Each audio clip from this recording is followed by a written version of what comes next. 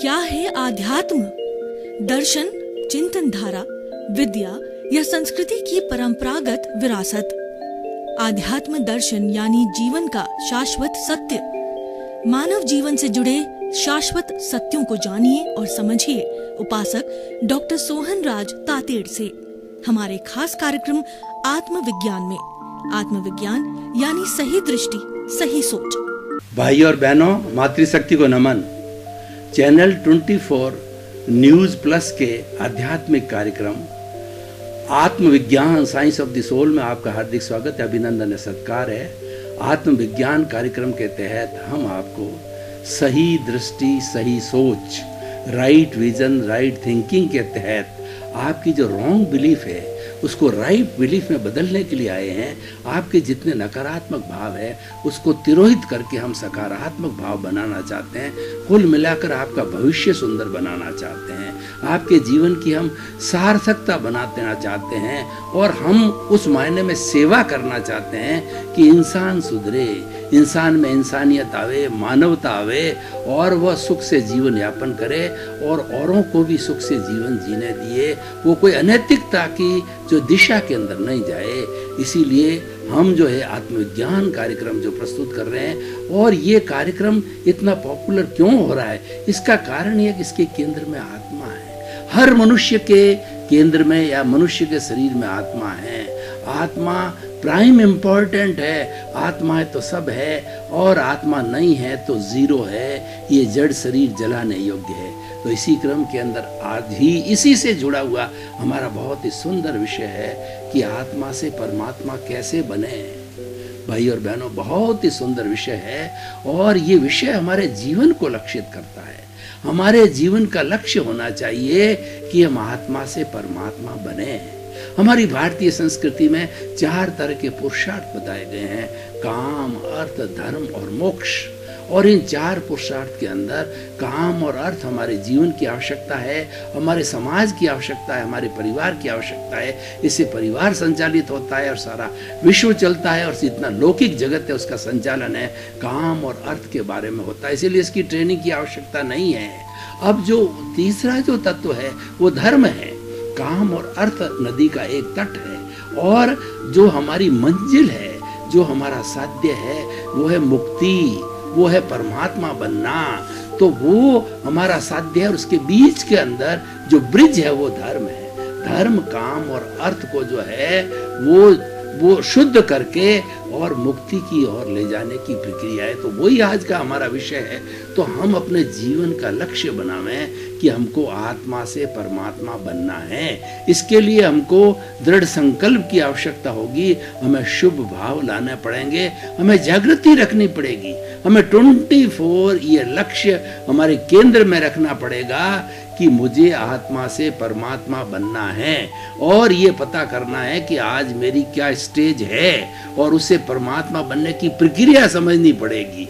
वही प्रक्रिया बनने के लिए बताने के लिए हम आपके पास में आए और ये एपिसोड लिया है। देखिए कि हमारी आत्मा जो हमारे शरीर में है, ये 84 लाख जीवा योनि के अंदर वही आत्मा जो है निवास करती है। वो आत्मा कहते किसे हैं? असंख्य चेतनामय परमाणुओं के पिंड को आत्मा कहा जाता है। और कितनी पूरे ब्रह्मांड के अंदर एक सिमिलरिटी है कि ये आत्मा समस्त 84 लाख जीवा योनि के अंदर एक सी है। फिर ये दुनिया के अंदर विविधता कैसे दिखाई देती है? इस विविधता दिखाई देने का मुख्य कारण यह है कि हर प्राणी के कर्म अलग अलग है। हर प्राणी अलग अलग कॉज डालता है। कॉज डालने से कर्म बनता है। वो कॉज डाले जाते हैं राग द्वेष से। तो कहने का अर्थ यह है सबकी जड़ है वो राग द्वेष है। राग द्वेष से वशीभूत होकर के कोई भी प्राणी जो है वो नए बीज डालता है, कर्म बीज डालता है। उससे अगले भव के अंदर जाकर के कर्म फल बनता है और कर्म फल से जो है हमको परिणाम मिलता है। कर्म परिणाम बोलते हैं जिससे उससे सुख दुख की अनुभूति होती है। हम जीवन के हर क्षण के अंदर सुख दुख की अनुभूति महसूस करते हैं। कभी सुख आया और वो भी स्थायी नहीं होता है, उसके बाद के अंदर दुख आ गया, दुख चला गया तो सुख आ गया।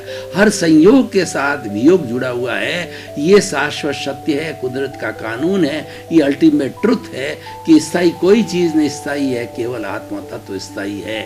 तो वो हमारी आत्मा और सभी प्राणियों के अंदर एक समान है, विविधता का कारण है, अलग अलग कॉजेज डाले जाना, अलग अलग कर्म का होना। उसी कारण कोई व्यक्ति छोटा है, कोई बड़ा है, अच्छा कोई गरीब है, कोई अमीर है, कोई अच्छे पद वाला है, प्रतिष्ठा वाला है, और कोई बेचारा सामान्य व्यक्ति है, कोई मजदूरी करता है, कोई खड्डे खोदता है, कोई आराम करता है, कोई प्रधानमंत्री बनता है, कोई राष्ट्रपति बनता है। ये सब कर्मों की विविधता के कारण होता है, और ये जो हमारे पुण्योदय के कारण होता है, पापोदय के कारण हमें दुख की प्राप्ति होती है।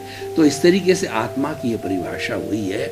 और उसके साथ साथ के अंदर आत्मा जो है वह उसके 9 कैरेक्टरिस्टिक जो है हमारे आगमों के अंदर बताए गए हैं, 9 प्रॉपर्टी उसकी बताई गई, 9 लक्षण बताए गए हैं। और वो 9 लक्षण जो है विज्ञान भी मानता है। विज्ञान जो है आत्मा शब्द सीधा नहीं बोलता, वो कॉन्शियसनेस कहता है, लेकिन उन्होंने जो कैरेक्टरिस्टिक और प्रॉपर्टी निकाली है वो सेम है जो कि हमारे आगमों के अंदर है, धार्मिक ग्रंथों के अंदर है कि ये आत्मा प्रजनन करता है, सुख दुख की अनुभूति करता है, ग्रोथ करता है और प्रभावित होता है, ये राग द्वेष से प्रभावित होता है। इस तरीके से 9 तरह की जो है कैरेक्टरिस्टिक्स के अंदर बताई गई है। और शुद्ध आत्मा है वह अशरीरी होता है, और जो वो अपने मुक्ति धाम में रहता है, मोक्ष के अंदर रहता है। तो ये आत्मा की कैरेक्टरिस्टिक है और ये विविधता है, और ये सब आत्मा के बारे में। अब प्रश्न ये है उस आत्मा को हम परमात्मा कैसे बनाएं।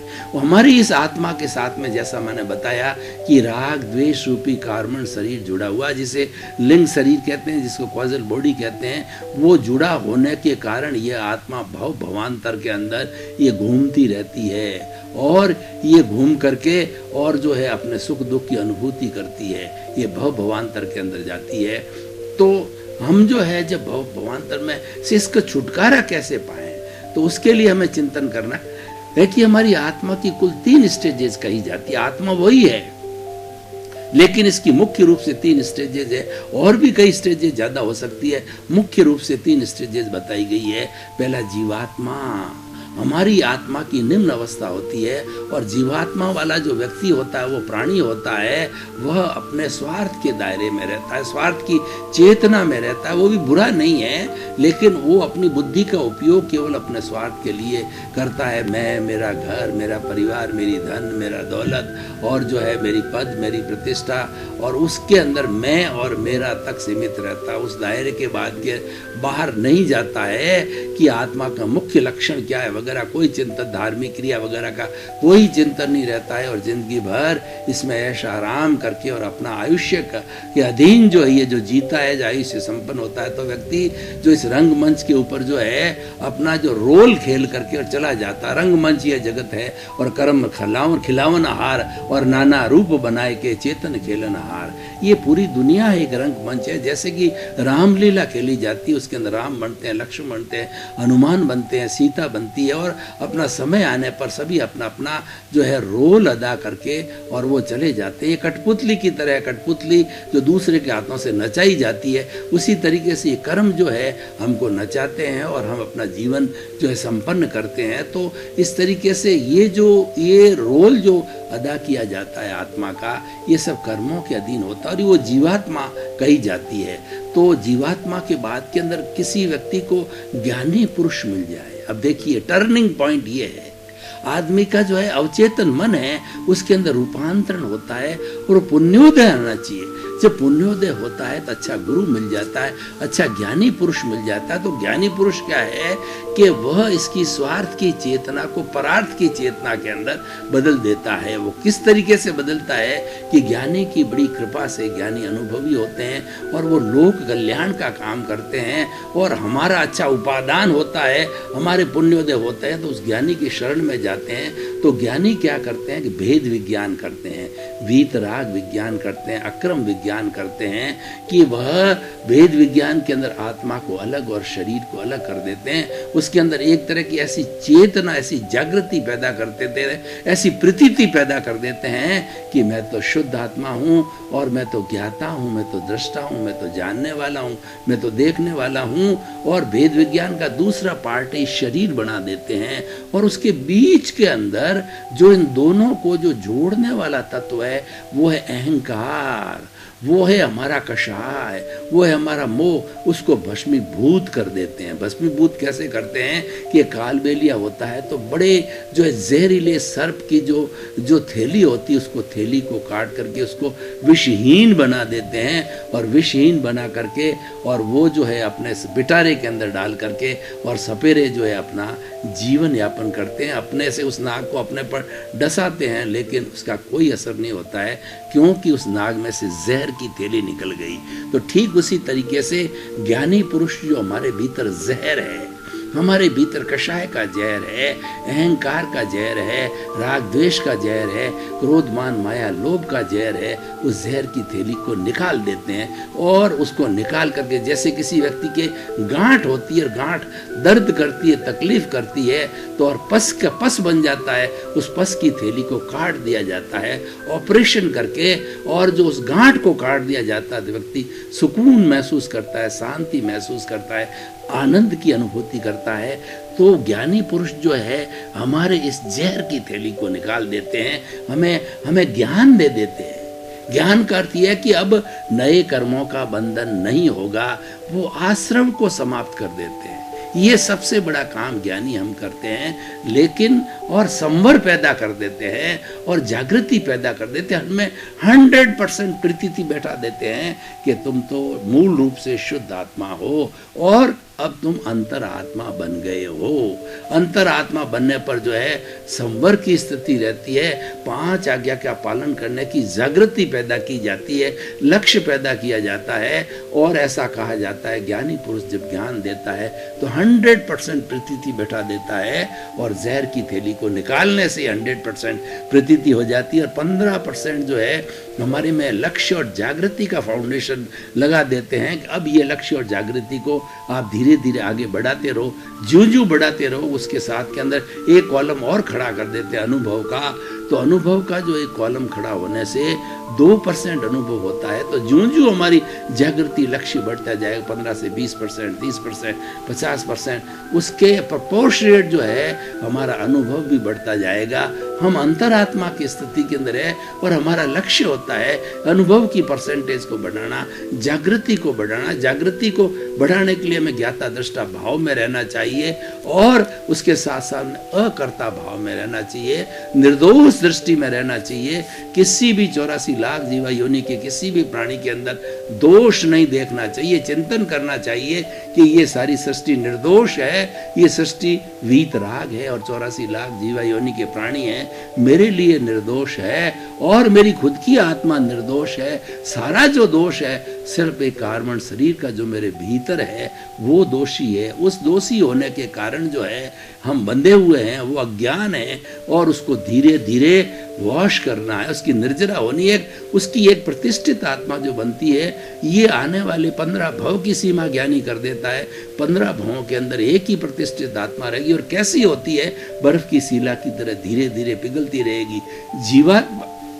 जीवात्मा है वो हर भव के अंदर नई प्रतिष्ठित आत्मा बनाता है, क्योंकि नए कॉजेज डालता है। वो अज्ञानी है, और उसका जो भेद डिफरेंस जो है, हमारा अंतरात्मा और जीवात्मा भी एक अंतरात्मा के पास में ज्ञान है, 5 आज्ञा है, उसके पास में प्रज्ञा है, उसके पास में संवर है, उसके पास में संभाव है, और अकर्ता भाव का चिंतन करता है। जगत नियंता व्यवस्थित शक्ति इसका चिंतन करता है, उसको सारी चीज स्पष्ट हो जाती, ज्ञान खुला हो जाता है, समझ खुली हो जाती, समझ के खुले होने को ही दर्शन कहा जाता है। तो इस तरीके से ज्यों ज्यों धीरे धीरे हमारी जागृति बढ़ती जाएगी, तो जागृति बढ़ते बढ़ते अनुभव का जो ग्राफ बढ़ता जाएगा, और बढ़ते बढ़ते एक समय ऐसा स्थिति आ जाएगी, 1 भव में, 2 भव में, 4 भव में, अधिकतम 15 भव के अंदर जो हमारे ज्ञानी पुरुषों ने हमारी जो भवों की सीमा जो तय की है, तो उसके अंदर जो है उस सीमा के अंदर जो है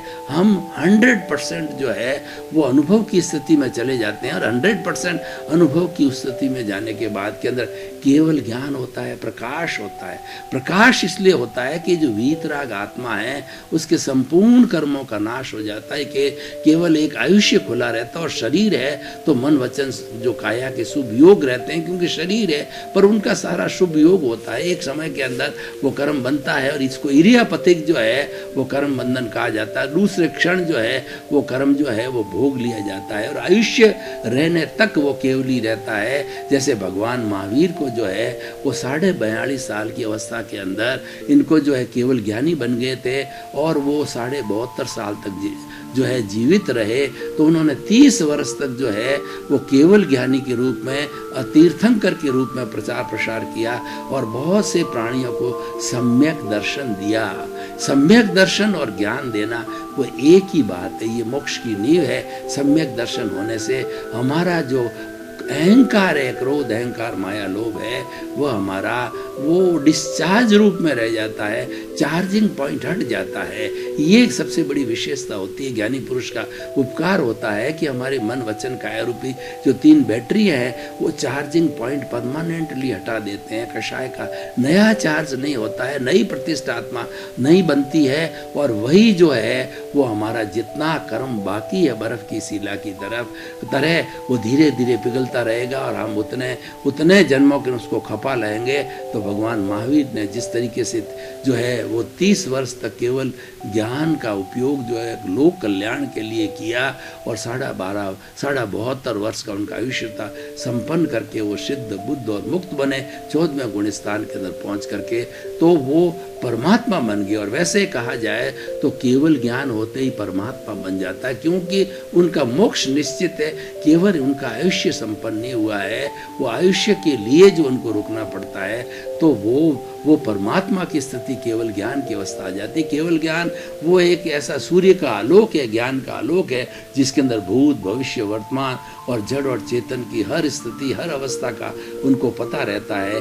उनके लिए कोई एक उगता हुआ सूरज किस तरीके से पूरे ब्रह्मांड को प्रकाशित कर देता है, उसी तरीके से उनका ये केवल ज्ञान है। स्व पर प्रकाशक होता है, वो स्वयं उनका शरीर प्रकाशित हो जाता है और वो लोक कल्याण के लिए जो है वो कार्य करते हैं। और जो उनको ये लगता है कि ये भवी जीव है, इसका सुधार करना चाहिए, वो उनकी शरण में जाता है उनकी कृपा से। ये कृपा का मार्ग है, कृपा बहुत बड़ी रोल करती है और ज्ञान जो मिलता है वो कृपा से, विनय से मिलता है और हमारे पुण्योदय के हिसाब से मिलता है। इसलिए भाई और बहनों, अब हम इस आज के इस एपिसोड को जो हमने इतनी बात बताई कि जीवात्मा होता है, फिर अंतरात्मा, उनका पुण्योदय के कारण जो ज्ञानी पुरुष हमको अंतरात्मा बना देते हैं, फिर हमारा पुरुषार्थ चलता है जिसको हम जागृति कहते हैं।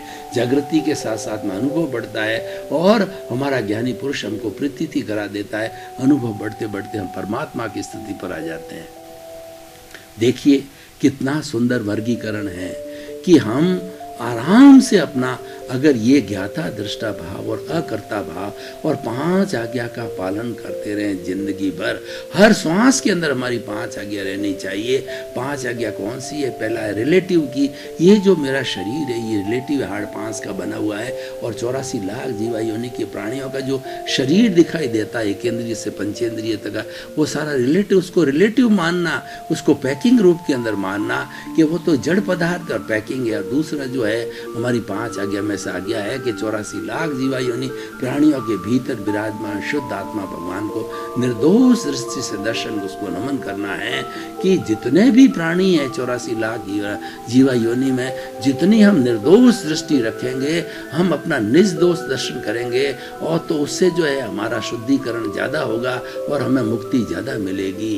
तो ये दूसरा। और तीसरा जो है कि जगत नियंत्रण व्यवस्थित शक्ति, हम जो है अहंकार, हमारा अहंकार क्या है? हमारा अहंकार कर्ता भाव, मैं और मेरा घर, मेरा परिवार, मेरा धन, मेरी दौलत, मैं लेखक और मैं तो बहुत बड़ा जो है वो विद्वान हूँ, बहुत पुस्तकें लिखी है और जो है उसके साथ साथ के अंदर मैं बड़ा संगीतकार हूँ, प्रधानमंत्री हूँ, मैं राष्ट्रपति हूँ। ये सारा जो हमारा अहंकार है और ये अहंकार ही हमारे दुख का कारण है, कर्म बंधन का कारण है। तो हम जो है ये हमारी 5 आज्ञा के अंदर जो है इस अहंकार को विलीन करके कि भाई मैं करता हूँ ही नहीं, करता बनने की मेरी योग्यता नहीं है और कर्ता मैं बन ही नहीं सकता, विश्व का कोई प्राणी कर्ता नहीं, वो तो एक संजोग होता है, वो एक निमित्त होता है। तो निष्काम कर्म के फॉर्मूले पर हम आ जाते हैं और हम निमित्त बन करके अपना जीवन यापन करते हैं, कर्ता बन करके नहीं। अकर्ता भाव हमारा समाप्त हो जाता है और हम सबको जो है अकर्ता रूप में देखने लग जाते हैं। तो इस तरीके से निर्दोष दर्शन हम देखने लग जाते हैं। और चौथा है हमारी जो है वो हमारी संभाव, ये हमारा साधना है, ये हमारी आचार मीमांसा है कि जितने भी हमारा जो बर्फ की शिला की जो कर्म पिघल रहे हैं, उन कर्म को आप जो संभाव से सहन करो, उनको ये समझो कि ये तो मेरे ही किए हुए हैं और ये और कोई दोषी नहीं है, ये तो मेरे कर्म उदय में आए हैं, प्रारब्ध में आए हैं। बर्फ की शिला जैसे पिघलती, वो प्रारब्ध है और वो उदय है। उस उदय काल के अंदर अपने भावों को ऊंचा नीचा मत करो, अपने भाव मत बिगाड़ो, क्योंकि भाव बिगाड़ेंगे तो भव हो जाएगा। और जो हमने भाव बिगाड़ा, इसका मतलब हमने उसके अंदर डिस्चार्ज अहंकार के अंदर जो है फिर से अपने अहंकार को जोड़ दिया। तो अहंकार को जोड़ते ही हमारे नए कर्म बीज पड़ेंगे। और हम अगर 2-3 भवों में मुक्ति जाने वाले हैं तो हमको 15 भव तक भी इसके अंदर जाना पड़े, क्योंकि डिस्चार्ज अहंकार जो चल रहा है उसके साथ के अंदर हम जुड़ गए, उसके साथ हम जो तन्मयाकार हो गए और उसके साथ जुड़ने से हमारे नए कर्म बीज कर्म फल मिल गए। चौथी आज्ञा, 5वीं आज्ञा जो है शुद्ध आत्मा के खाते में बही खाते में रकम जमा करने का अर्थ ये हुआ कि हम 5 आज्ञा में ज़्यादा से ज़्यादा रहें, धार्मिक क्रिया करें, हम ज्ञाता दृष्टा भाव में रहें, हम अकर्ता भाव में रहें और हम अपने आप को एक संजोग समझें, निमित्त समझें। इस तरीके से जो है रियल रिलेटिव अकर्ता भाव और जो है संभाव और जो है वो हर वक्त के अंदर जागृति बने रहना, ये सारी 5 आज्ञा का चिंतन करते करते हम जो है वो अपने अनुभव को बढ़ा सकते हैं। तो भाई और बहनों, दर्शकगण, श्रोतागण, अब आप देखिए कि ये कितना सुंदर फॉर्मूला, कितना सरल है। इसके अंदर बहुत बड़ा पुरुषार्थ नहीं करना पड़ता है, इसके अंदर अपनी समझ को सही रखना पड़ता है, अपनी जागृति को सही रखना पड़ता है कि मैं तो जो है हर स्थिति के अंदर ज्ञाता दृष्टा हूँ, जानने वाला हूँ, देखने वाला हूँ, करने वाला नहीं हूँ। करने वाला तो ये सोहन राज रूपी ये पुतला है और ये सोहन राज रूपी मन वचन काया रूपी जो शरीर मिला है, ये पूर्व जन्म के कर्मों के भुगतान के लिए मिला हुआ है। यही करता है और यही भोगता है, पर मैं इससे अलग हूँ, ये भेद विज्ञान है। मैं ये हूँ ही नहीं, मेरी साक्षी है, मैं इसके साथ हूँ। हम एक परिषद में रहते हैं, एक शरीर में रहते हैं, पर हम बिल्कुल सर्वथा टंकोत्कीर्ण की तरह भिन्न भिन्न हैं। टंकोत्कीर्ण ये होता है कि जब कोई तेल का और या जो है वो आपके घी को जो है वो डाल दिया जाता पानी में, तो कितना ही उसको मथो, वो हर वक्त जो है उसके ऊपर तैरता रहेगा। भाई और बहनों, आपका बहुत बहुत धन्यवाद। आप आत्मविज्ञान कार्यक्रम बराबर देख रहे हो, अपने बच्चों को, पड़ोसियों को, लोगों को, सबको प्रेरित कर दिए, क्योंकि ज्ञान दान महान दान होता है। ये प्योर सत्संग, ये कुदरत का कानून है, ये सही दृष्टि है, सही सोच है, क्योंकि आपकी रॉन्ग बिलीफ को हटा करके राइट बिलीफ के अंदर बदलता है। और न कोई ये तंत्र है, न कोई मंत्र है, न कोई तांत्रिक विद्या है, कुछ भी नहीं। नकारात्मक सोच को सकारात्मक सोच में बदलने की एक विधि है। इसीलिए, और क्योंकि हमारा उद्देश्य है कि सर्वे भवन्तु सुखिनः, सर्वे भवन्तु निरामया, लोक के सब जीवों का कल्याण हो, सुख मिले, शांति मिले, आनंद मिले और उनको मुक्ति मिले। आपके प्रति शुभकामना। आत्मविज्ञान में आत्मविज्ञान यानी सही दृष्टि, सही